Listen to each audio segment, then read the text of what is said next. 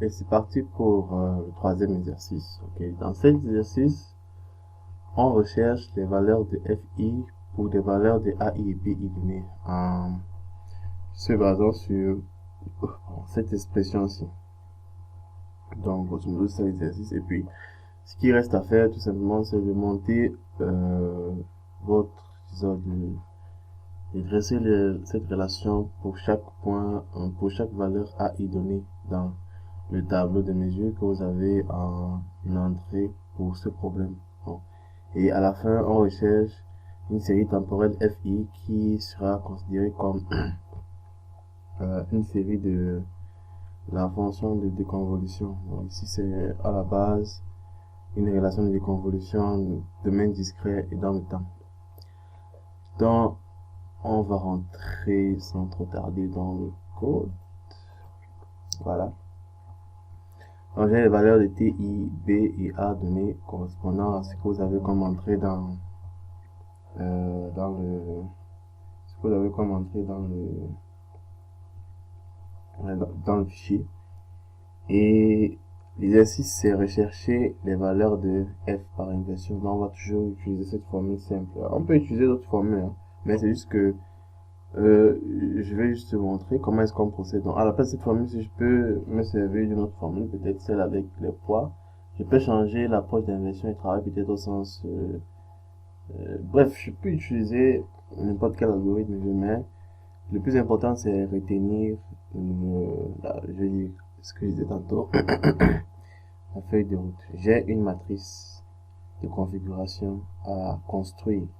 Une fois que cette matrice est construite, je dois maintenant procéder à un algorithme d'inversion, tout simplement. C'est en fait ça l'exercice, en général. Donc, finalement, quand j'exécute, j'obtiens la série temporelle représentant F qui est la déconvolue, je veux dire l'opérateur de déconvolution, pardon, dans le domaine temporel, tout simplement. Donc, si on veut, on peut avoir un tracé de A et B, mais c'est pas A et B qui m'intéresse, c'est pourquoi j'ai pas tracé. Donc, j'ai finalement ceci pour que, pour former cette matrice, pour chaque valeur de L qui peut être supérieure ou égale à K, on va aligner 1.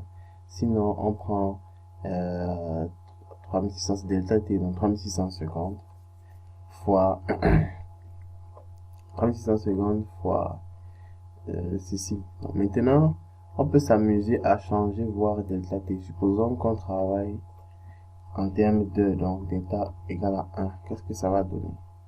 Essayons de compiler et puis on voit le résultat. Voilà, ça n'a pas changé grand chose.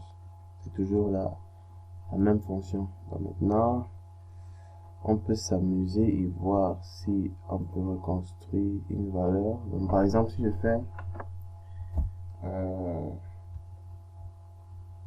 fais somme de f value, qu'est-ce que j'obtiens? 0,8846. Donc 0,8846, 0,8846.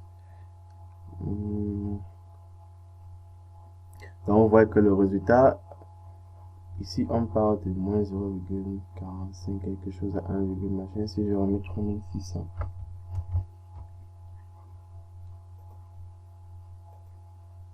désormais c'est de moins 1, quelque chose à 3. On voit que le résultat va dépendre de les valeurs vont dépendre de la valeur de la dimension et delta t, mais la fonction, l'allure de la fonction va pas changer, ça va toujours être la même allure, n'est-ce pas?